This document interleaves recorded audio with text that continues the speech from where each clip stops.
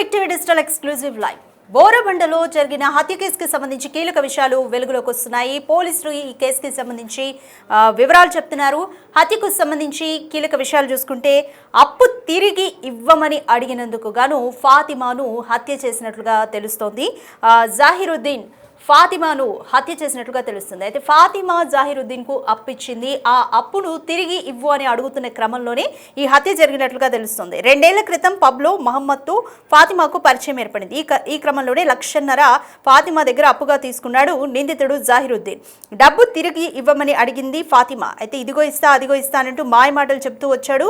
ఫాతిమాపై కక్ష పెంచుకున్న మహమ్మద్ జాహిరుద్దీన్ గతంలో కార్ఖానా పిఎస్లో ఫాతిమా ఫిర్యాదు కూడా చేసింది. దీనికి సంబంధించి లాయర్తో సెటిల్మెంట్ చేసుకుందాము అని కూడా జైరుద్దీన్ చెప్పినట్టు తెలుస్తుంది. అయితే నిన్న డబ్బులు ఇస్తానని పిలిచి ఫాతిమాను హత్య చేసినట్టుగా తెలుస్తుంది. హత్యకు మరో 2 సహాయం కూడా జైరుద్దీన్ తీసుకున్నట్లు తెలుస్తోంది. జహీరుద్దీనే హత్య చేశాడంటూ ఫాతిమా కుటుంబ సభ్యులైతే ఫిర్యాదు చేశారు.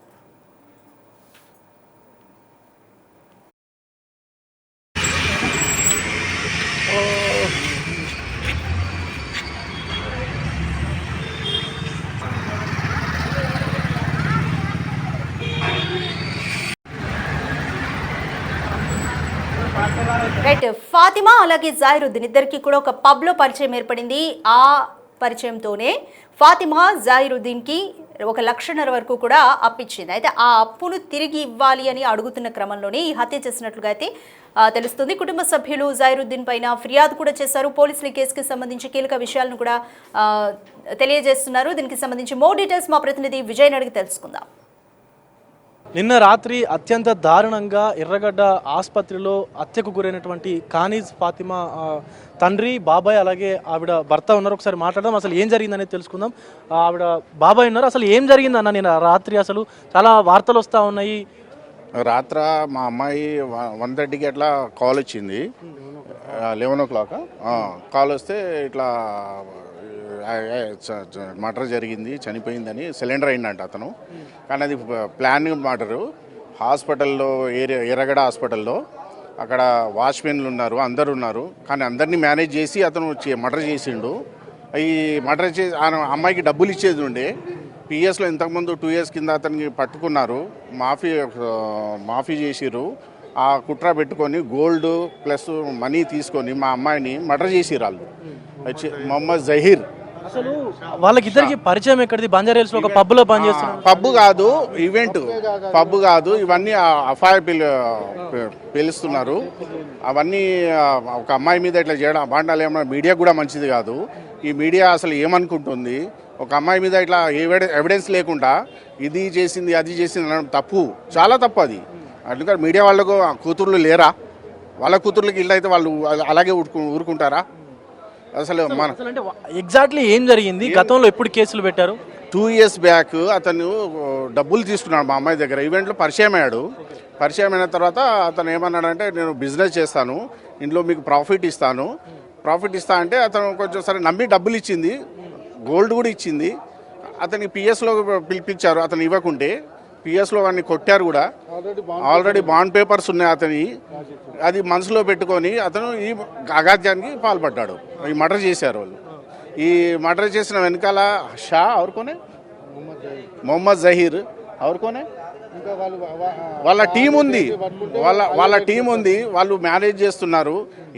అసలు ఏం జరిగిందో ఏమో వాళ్ళే చెప్పాలి ఇప్పుడు. అంటే గతంలో ఒక ఈ ఈవెంట్ నుంచి ఈ మధ్య కాలంలో ఒక బార్కి కూడా ఫాతిమా మారారు. అప్పటి నుంచి నాతో మాట్లాడట్లేదని చెప్పి కక్షతో చేశారు. బార్కు దీనికి సంబంధమే లేదు. అసలు ఇది డబ్బు విషయం మనసులో పెట్టుకొని చేసిన మర్డర్ ఇది. ఈ మర్డర్ మొత్తం ఎలా చేశారు, ఏం చేశారు వాళ్ళని అడిగితే చేసినోడు ఒకడు, ఇరికిచ్చినోడు ఒకడు, పిలిపించినోడు ఒకడు. వీళ్ళందరూ పోలీసు. దయచేసి ఈ పోలీసు వాళ్ళు మొత్తము వాళ్ళ పేర్లు ఎవరెవరు ఎలా మర్డర్ చేశారు బయటకి తీస్తారని నమ్ముతున్నాను. అంటే పోలీసులు ఏమంటున్నారు మరి దీని పట్ల? అసలు ఇదివరకు కంప్లైంట్ చేశారని కూడా అంటున్నారు కదా. అప్పటి నుంచి మరి ఆయన పట్ల ఏమన్నా నిఘా పెట్టారా? పోలీసులు ఏమంటున్నారు? పోలీసులు దానికి అప్పుడు మర్చిపోయాం మేము. అసలు పోలీసులు కూడా సరేలే మేనేజ్ చేసుకున్నారు కదా, కాంప్రమైజ్ అయ్యారు కదా, ఏమో తర్వాత ఇస్తా అంటున్నాడు కదా అని వదిలేశారు. పోలీసులు కూడా వదిలేశారు, వీళ్ళు కూడా వదిలేశారు. కానీ అతను మాత్రం మనసులో పెట్టుకొని ఈ మర్డర్ చేశారు. సార్ కనీజ్ ఫాతిమా భర్త ఉన్నారు, ఒకసారి మాట్లాడే ప్రయత్నం చేద్దాం. సో ఎన్ని గంటలకు కనీజ్ మీ ఇంటి నుంచి పనికి వెళ్ళారు అసలు? 5 बजे 5 बजे यहाँ से निकली, इवेंट जाती बोल के गई। और ऊपर से क्या है बोले तो उसके बाद क्या हुआ, मेरे को 1 घंटे से 2 घंटे पहले फ़ोन आया था। फ़ोन आके बोले भाई, उन्होंने फ़ोन करके बोले मेरे को ऐसा 2 लोग टॉर्चर कर रहे हैं, परेशान कर रहे हैं लोग बोल के फ़ोन आया था। मैं बोला ठीक है भाई बोल के, बोला ठीक है तुम फ़ोन करो ऐसा कुछ भी है तो बोल के बोला। उसके बाद मेरे को फ़ोन नहीं आया। तो उसके बाद रात में मेरे को ऐसा 2 बजे ऐसा इन्फॉर्मेशन मिला कि ऐसा ऐसा हो गया बोल के। घर पे था, मैं सो रहा था, तो ऐसा सा मालूम हुआ ऐसा हो गया बोल के। बच्ची लोग बच्चा लोग है क्या कोई? हाँ, मेरे को 2 बेटे हैं, एक 13 साल का बच्चा है और एक 6 साल का बेटा है। 2 बच्चे हैं मेरे को। ఎప్పుడు చూసారు అంటే కనీజ్ ఫాతిమాని మీరు ఇంటి నుంచి బయటికి వెళ్ళినప్పుడైనా చివరిసారిగా చూడడం? కబ్ది లాస్ట్ మే 5 बजे शाम में 5 बजे ఆవిడ తండ్రి ఉన్నారు, ఒకసారి మాట్లాడేటువంటి ప్రయత్నం చేద్దాం. గతంలో కూడా ఆయన మీద కంప్లైంట్ చేశారని చెప్పి చెప్తా ఉన్నారు మీరు. అసలు ఎంత మొత్తంలో డబ్బు ఇచ్చారు కనీజ్ ఫాతిమా ఆయనకి? అతను తన 2 సంవత్సరాల కింద 1.5 లక్ష బాండ్ పేపర్ని అతను రాసి ఇచ్చారు. ఒక అలా బాస్ అంట,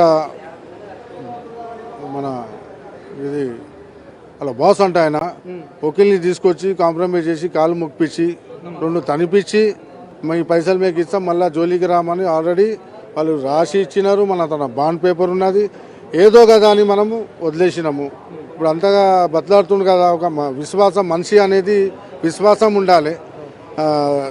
ఈ ఎగాదానికి పాల్పడితే లాభం ఉండదు, మనం వాళ్ళనే లెక్కలైపోతాం. కాబట్టి మన మీడియా వాళ్ళు ఏదైతే దుష్ట సమాచారం పెడుతుండో అది చాలా తప్పు. ఎందుకంటే చూడనట్టు అతను యూరిన్కి పోగానే లైట్ బంద్ చేయగానే మర్డర్ ఎట్లయితుంది? ఇది కామన్.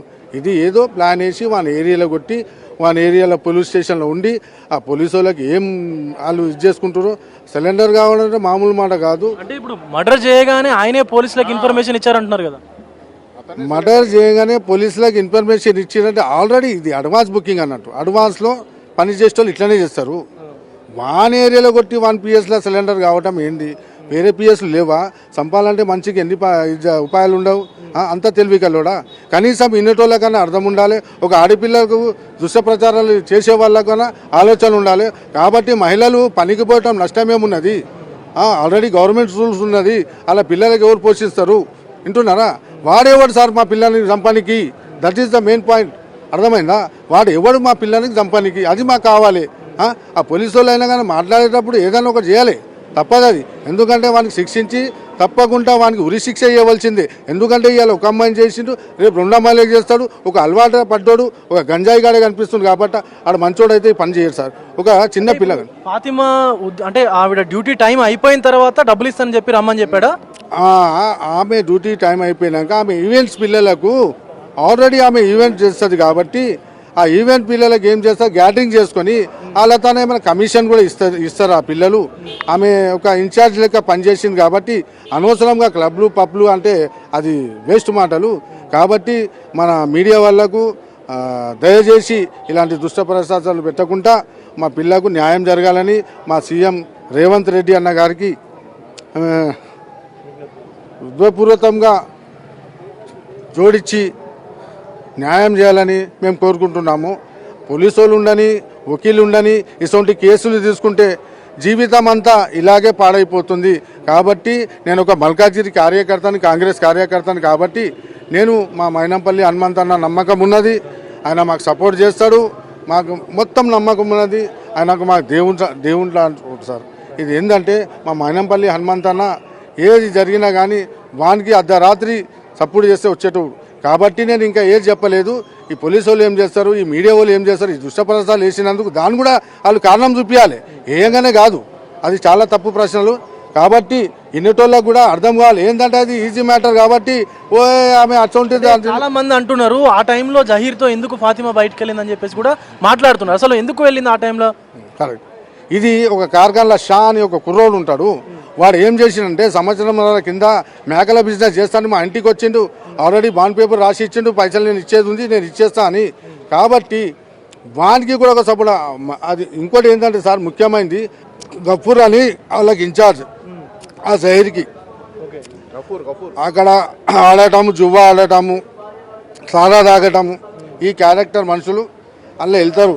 ఇంతకుముందు ఆయనే వచ్చి కుషాయిగూడ పిఎస్లో కంప్లైంట్ ఇచ్చి ఆయనకు లోపల చేస్తే వకీల్ని తీసుకొచ్చి ఇడిపించుకొని పోయి కాంప్రమైజ్ చేసి జహీర్తో పాటు ఎంతమంది ఉన్నారు? అసలు ఫాతిమాకి ఫోన్ చేసింది ఎవరు? అక్కడికి రమ్మని చెప్పింది ఎవరు? ఈ జహీర్ ఏం చేసిండంటే ఒక కార్ఖానాలో షా అని పిల్లగాడు ఉంటాడు. ఆ పిల్లగాడితో మొత్తం న్యూస్ ఇవ్వటం, ఇన్ఫర్మేషన్ ఇవ్వటం, భార్యాభర్తల కొట్లాడడం చేయించటం, అర్ధరాత్రి కొట్లాడ చేపిస్తే నేను పోయి కాంప్రమైజ్ చేయడం. ఇది ఏంటంటే ఒక ఆడపిల్ల అనేది దానికి కడుపుకి వెళ్ళాక పనిచేస్తుంది, కానీ బట్టలు ఎప్పుడు తిరుగుతారా సార్? అది పొరపాటు మాట. అలా మాట్లాడటము సరి అనేది కాదు. కాబట్టి మీడియా వాళ్ళకు నేను మనస్ఫూర్తిగా వాళ్ళకు కూడా జరిగిన రేపు మనకు జరిగిన ఒక్కటే అనుకోవాలి. కాబట్టి ఒక ఆడపిల్లకి న్యాయం చేయాలి. ఈ అన్యాయంగా దుష్టప్రదర్శనలు వేసే ముందు ఆలోచన చేయాలి. ఇది వేయటం సరి అనే న్యాయం కాదు. చేసిన వాళ్ళంతా ఇక్కడ ఉంటారు, కానీ ఒక గరీబులకు మాత్రం ఇలా చేస్తారు. కాబట్టి నా బిడ్డకు ఒక 7 ఏళ్ల పిల్లగాడు ఉన్నాడు, 12 ఏళ్ల పిల్లగాడు ఉన్నాడు. వాళ్ళ భవిష్యత్తు ఎట్లా? మా చిన్న పిల్లల భవిష్యత్తు ఎట్లా? వానికి కఠినంగా సరైన శిక్ష పడాలని నేను కోరుకుంటున్నాను. మా సీఎం రేవంత్ రెడ్డికి, మా పోలీస్ డిపార్ట్మెంట్కి ధన్యవాదాలు పెడుతున్నాను. సో ఇది పరిస్థితి. అటు జహీర్తో పాటు అఫ్రోజ్ అనేటువంటి యువకుడు, అలాగే కార్ఖానాలో షహా అనేటువంటి యువకుడు, వీరందరూ కలిసి కూడా ఫాతిమాని మర్డర్ చేసేందుకు ప్లాన్ వేసి ఒకరు ఇన్ఫర్మేషన్ ఇచ్చి ఇంకొకరు హాస్పిటల్ వద్దకు రావాలని చెప్పి కూడా పిలిచినట్లుగా అయితే ఫాతిమాకు సంబంధించినటువంటి తండ్రి, అలాగే ఆయన భర్త, ఆవిడ భర్త, అలాగే తన బాబాయ్ కూడా మాట్లాడుతూ ఉన్నారు. సో మీడియాలో కూడా దుష్ప్రచారం చేస్తూ ఉన్నారు. బార్కు సంబంధించినటువంటి పని చేసిందని చెప్పి, లేకపోతే అటు పబ్లో పని చేసిందని చెప్పేసి కూడా చెప్తా ఉన్నారు. అదంతా వాస్తవం కాదు. కేవలం ఈవెంట్లో తను పనిచేసేది. ఆ ఈవెంట్లోనే ఇటు జహీర్ అనేటువంటి వ్యక్తి పరిచయం అయి తర్వాత డబ్బులు తీసుకొని డబ్బులు ఇస్తానని చెప్పేసి నిన్న రాత్రి అర్ధాంతరంగా మర్డర్ చేశారంటూ కూడా ఫాతిమా కుటుంబ సభ్యులైతే ఆవేదన వ్యక్తం చేస్తూ ఉన్నారు. సో వీడియో జర్నలిస్ట్ శ్రీకాంత్తో Vijay, Big TV, Gandhi hospital నుండి.